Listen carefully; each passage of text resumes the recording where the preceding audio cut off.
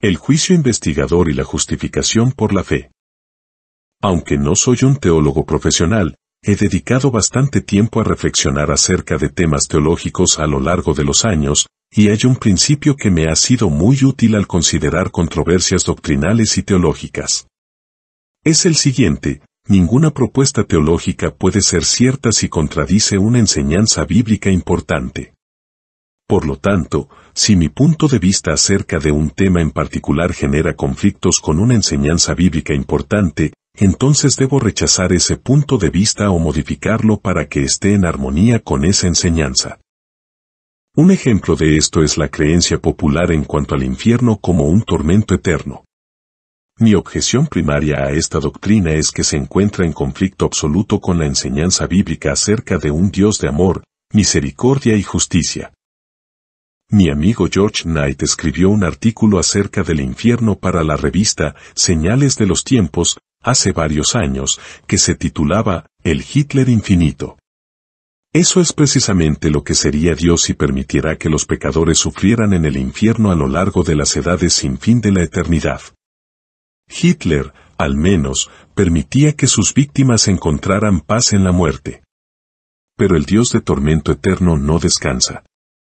Ni siquiera permite que sus víctimas mueran.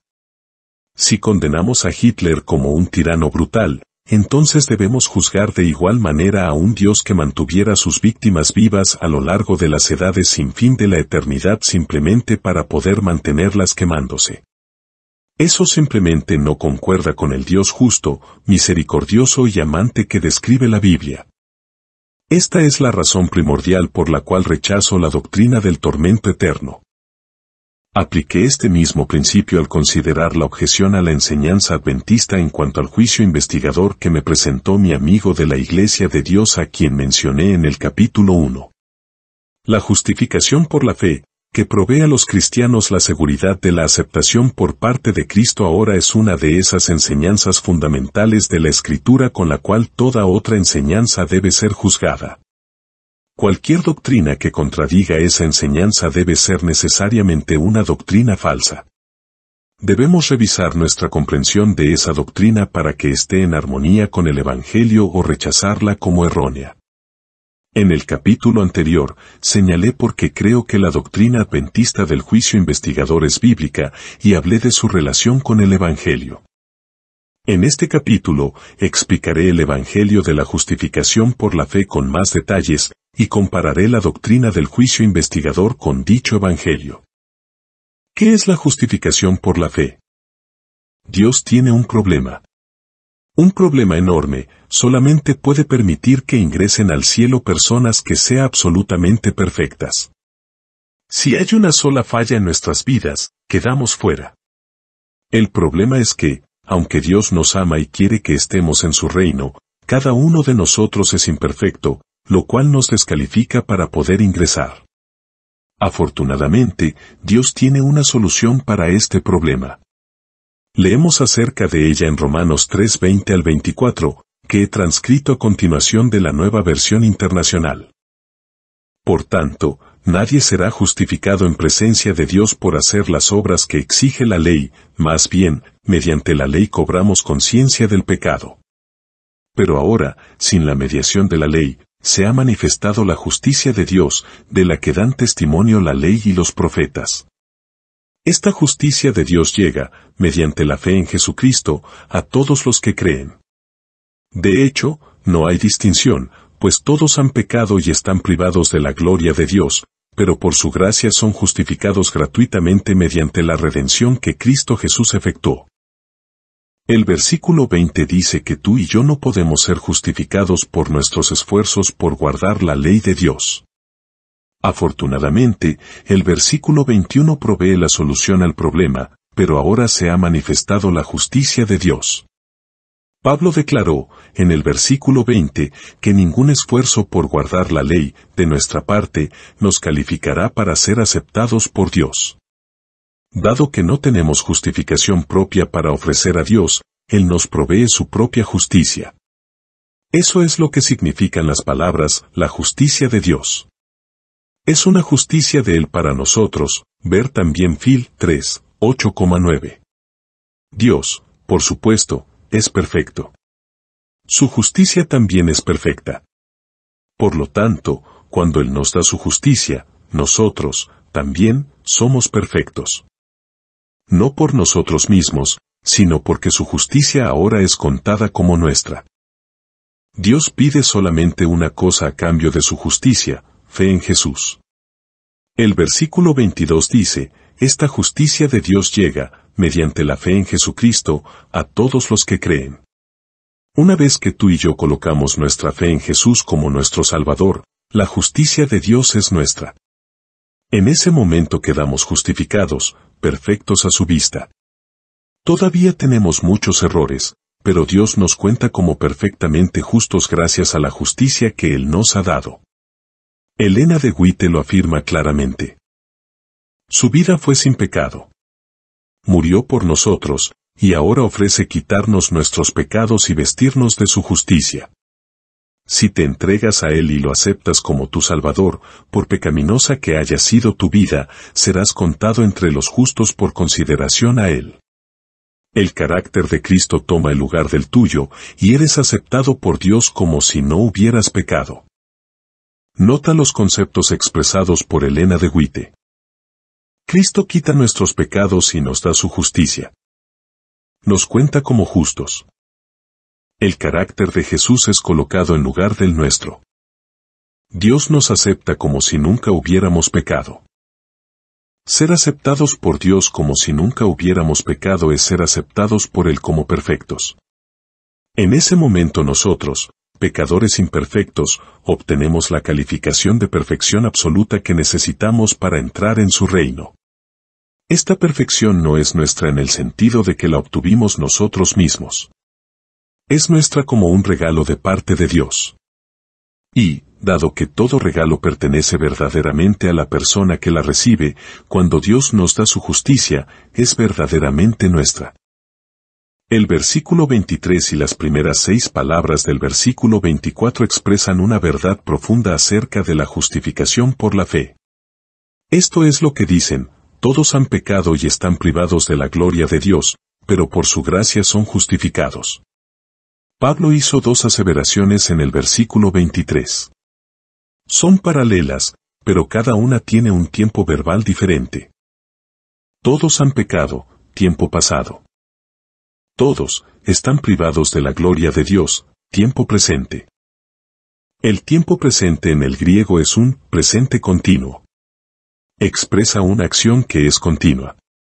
A fin de traducir la frase en tiempo presente en español, para que refleje esta cualidad de presente continuo, tendríamos que decir que todos continuamos estando privados de la gloria de Dios.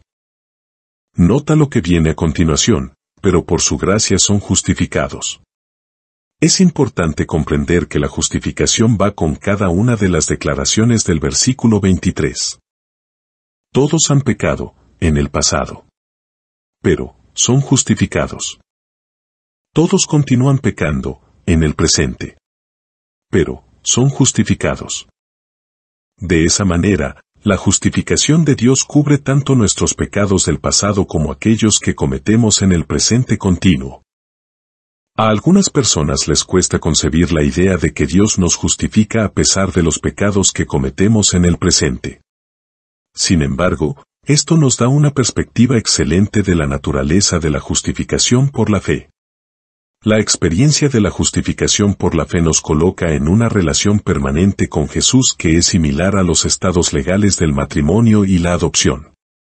Mientras que los esposos y las esposas pueden romper la relación matrimonial, su certificado de matrimonio no es anulado cada vez que uno de ellos hace algo que desagrade al otro.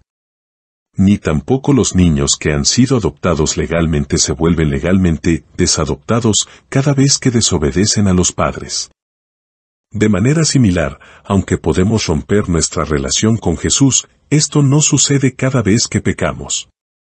A pesar de nuestros pecados continuos, todavía estamos casados con Cristo, seguimos siendo hijos adoptados en su familia. Deberemos confesar nuestros pecados y buscar su perdón, por supuesto. Pero incluso mientras tanto, seguimos siendo su esposa, sus hijos.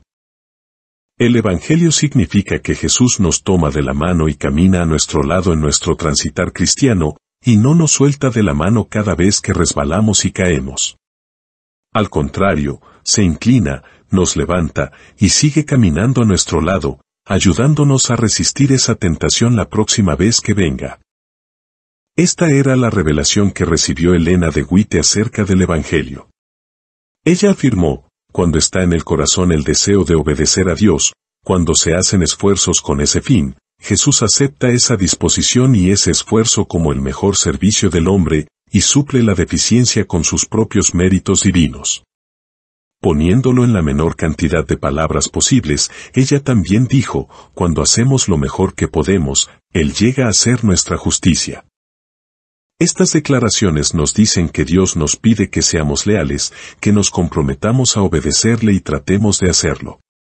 Pero la lealtad no significa obediencia perfecta.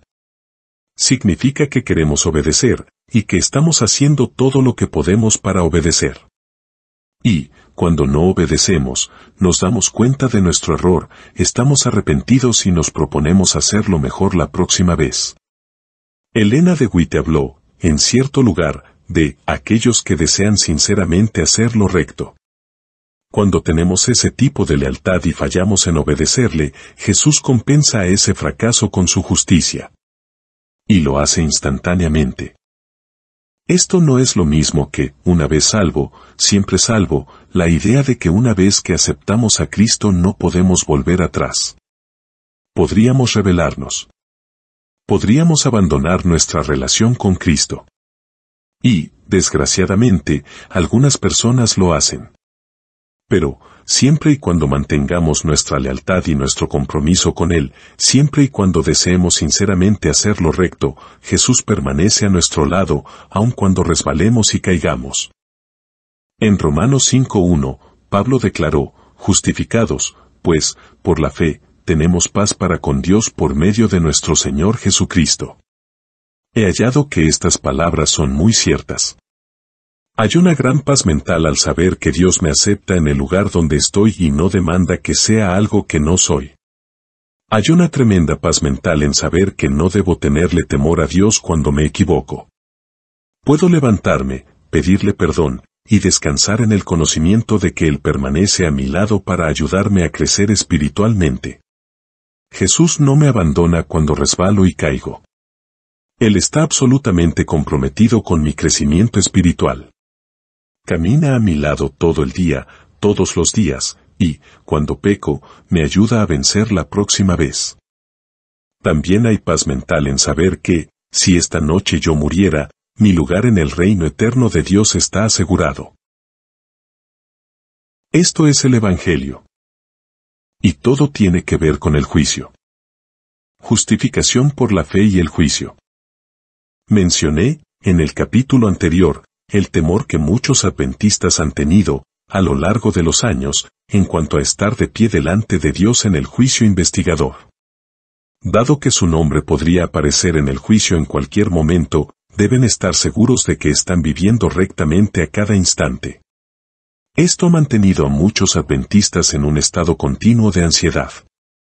Sin embargo, esta visión es una negación total de la justificación por la fe, la cual nos asegura que, a lo largo de nuestra vida, Dios nos da la justicia que nos hace aceptables delante de Él. Cuando es nuestro sincero deseo obedecer a Dios, cuando estamos comprometidos a servirlo, podemos descansar en la seguridad de que su justicia nos cubre aun cuando fallamos, y no debemos estar preocupados en cuanto a si estos errores afectarán nuestro destino eterno.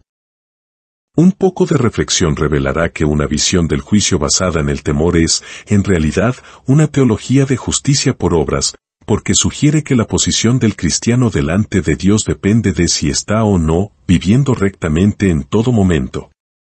Esto no es para minimizar la importancia de vivir rectamente. Dios está muy interesado en que vivamos rectamente. Pero vivir rectamente no es la base de su aceptación de nosotros. La base de su aceptación de nosotros es la justicia de Cristo, no la nuestra. Y eso es tan cierto cuando nuestro nombre aparece en el juicio como en cualquier otro momento de nuestra vida. Los adventistas, en años más recientes, han llegado a descubrir esto, y el resultado ha sido una comprensión del juicio muy orientada hacia la gracia. Esto se vuelve evidente en nuestra creencia fundamental acerca del juicio. El juicio investigador revela a las inteligencias celestiales, quienes de entre los muertos duermen en Cristo, siendo, por lo tanto, considerados dignos en el de participar en la primera resurrección. También torna de manifiesto quien, de entre los vivos, permanece en Cristo, guardando los mandamientos de Dios y la fe de Jesús, estando, por lo tanto, en Él, preparado para ser trasladado a su reino eterno. Este juicio vindica la justicia de Dios al salvar a los que creen en Jesús. De acuerdo con esta declaración, nuestra situación delante de Dios en el juicio depende de si dormimos en Cristo, si hemos muerto antes del juicio, o si permanecemos en Cristo, si todavía estamos vivos. Depende de si creemos en Jesús, no de cuán bien hemos vivido, es decir, de nuestra buena conducta. El Tratado de Teología Adventista del Séptimo Día toma una visión similar del juicio investigador. Como creyentes, podemos hacer frente con confianza a cada aspecto del juicio. Con Pablo, afirmamos, Dios es el que justifica. ¿Quién es el que condenará? Romanos 8:33, 34. Nuestra seguridad de salvación y nuestra fe descansan en Dios, quien es tanto Salvador como juez. Los fieles son salvados en el Señor, quien misericordiosamente perdona sus pecados, 1 Juan 1:9, nuestro mediador celestial, 1 Timoteo 2:5, Hebreos 9:15, 12:24, quien pagó nuestra deuda, Hebreos 10, 12, 14, y en cuyos méritos podemos hacer frente al juicio con confianza. Por medio de nuestro Señor Jesucristo, podemos acercarnos confiadamente al trono de la gracia, porque es nuestro abogado.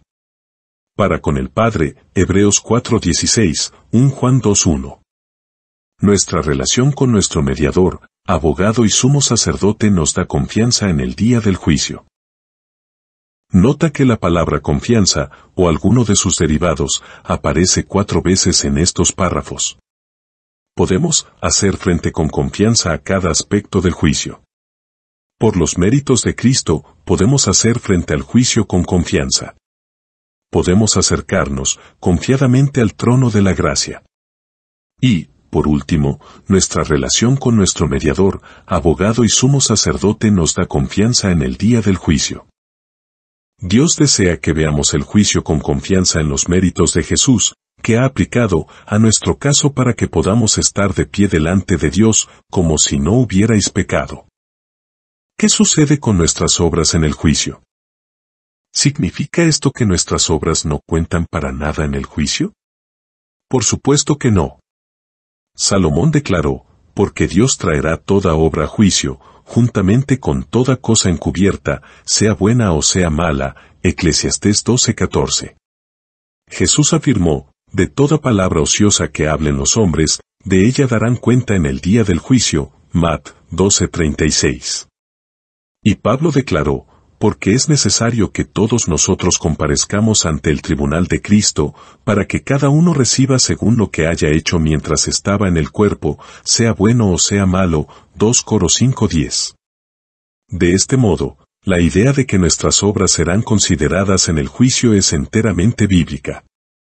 Elena de White hizo declaraciones bastante severas acerca de nuestra responsabilidad en el juicio. En su libro El conflicto de los siglos, ella afirmó: todos los que desean que sus nombres sean conservados en el libro de la vida deben ahora, en los pocos días que les quedan de este tiempo de gracia, afligir sus almas ante Dios con verdadero arrepentimiento y dolor por sus pecados. Hay que escudriñar honda y sinceramente el corazón. Hay que deponer el espíritu liviano y frívolo al que se entregan tantos cristianos de profesión. Empeñada lucha espera a todos aquellos que quieran subyugar las malas inclinaciones que tratan de dominarlos. La obra de preparación es obra individual. No somos salvados en grupos. La pureza y la devoción de uno no suplirán la falta de estas cualidades en otro. Si bien todas las naciones deben pasar en juicio ante Dios, sin embargo, Él examinará el caso de cada individuo de un modo tan rígido y minucioso como si no hubiese otro ser en la tierra. Cada cual tiene que ser probado y encontrado sin mancha, ni arruga, ni cosa semejante. Declaraciones como estas pueden fácilmente parecer atemorizadoras, en especial para los cristianos inmaduros. Deseo señalar, sin embargo, que no son más atemorizadoras que algunas declaraciones bastante severas de la Biblia. Mencioné hace un momento las palabras de Salomón, de Jesús y de Pablo. El autor de Hebreos también ha escrito, porque si pecaremos voluntariamente después de haber recibido el conocimiento de la verdad, ya no queda más sacrificio por los pecados, sino una horrenda expectación de juicio y de hervor de fuego que ha de devorar a los adversarios. Horrenda cosa es caer en manos del Dios vivo. Hebreos 10, 26,27,31. Es esencial, al evaluar declaraciones tales como estas, tanto de las Escrituras como de los escritos de Elena de White, que las comprendamos a la luz del Evangelio de la justificación por la fe. En el juicio, la posición de aquellos que sean salvos siempre estará basada en que estén cubiertos con la justicia de Cristo, nunca sobre su propio éxito en obedecer las leyes de Dios. En la declaración de Elena de White que cité más arriba, ella dijo, cada cual tiene que ser probado y encontrado sin mancha, ni arruga, ni cosa semejante. 9. La única forma en que podremos estar de pie ante el juicio, sin mancha, ni arruga, es al recibir el don de la justicia de Cristo. Esta es la razón por la cual Elena de White declaró, el carácter de Cristo toma el lugar del vuestro, y vosotros sois aceptados por Dios como si no hubierais pecado, y, cuando hacemos lo mejor que podemos, Él llega a ser nuestra justicia. Cristo, nuestro mediador en el juicio. En años recientes, algunos adventistas del séptimo día han enfatizado que en el juicio investigador Cristo obra como nuestro mediador. Creo que este es un énfasis muy apropiado. En el capítulo que dedica al juicio investigador en el libro El conflicto de los siglos, Elena de White pinta un cuadro verbal de Satanás de pie delante de Dios en el juicio, acusando al pueblo de Dios de no ser digno de su favor. Mientras que Jesús intercede por los súbditos de su gracia, Satanás los acusa ante Dios como transgresores. El gran seductor procuró arrastrarlos al escepticismo, hacerles perder la confianza en Dios, separarse de su amor y transgredir su ley.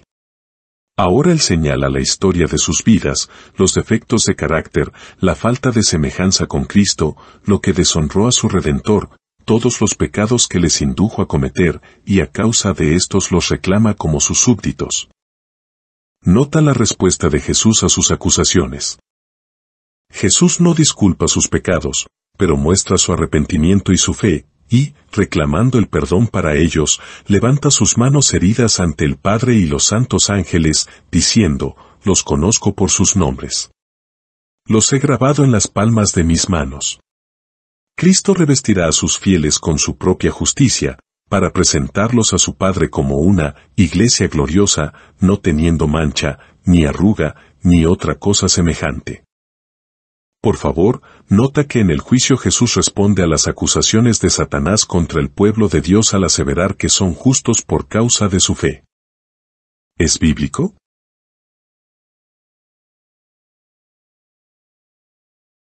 Voy a decir algo que puede sorprenderte, no tengo conocimiento de ningún texto de la Biblia que diga que Jesús es nuestro mediador en el juicio. El Nuevo Testamento lo identifica como un mediador. Primera de Timoteo 2:5 dice, porque hay un solo Dios, y un solo mediador entre Dios y los hombres, Jesucristo hombre. Y otros textos describen su ministerio mediador aun cuando no utilizan la palabra mediador. Por ejemplo, un Juan 2:1 dice, hijitos míos, estas cosas os escribo para que no pequéis, y si alguno hubiere pecado, abogado tenemos para con el Padre, a Jesucristo el justo. Y Hebreos da una descripción extensa de Cristo como nuestro mediador sumo sacerdotal en el santuario celestial, ver Hebreos 8:1-6. Hebreos 9:24 dice, porque no entró Cristo en el santuario hecho de mano, figura del verdadero, sino en el cielo mismo para presentarse ahora por nosotros ante Dios. Pero, ¿de dónde obtenemos la idea de que Cristo es nuestro mediador en el santuario celestial durante el juicio investigador? Aunque la Biblia no dice directamente que Él cumpla esa función de esa manera, es una conclusión lógica basada en lo que se dice acerca de Cristo como nuestro mediador. Si Él está en el santuario celestial como nuestro mediador en todos los demás aspectos, entonces también será nuestro mediador durante el juicio. Pero, ¿por qué sería necesario un mediador durante el juicio? Para obtener la respuesta a esa pregunta, debemos comprender el juicio investigador a la luz del conflicto entre el bien y el mal que ha estado arreciando en el universo desde que Satanás se rebeló contra Dios en el cielo. Debemos entender el juicio investigador a la luz de lo que los adventistas históricamente han llamado el gran conflicto.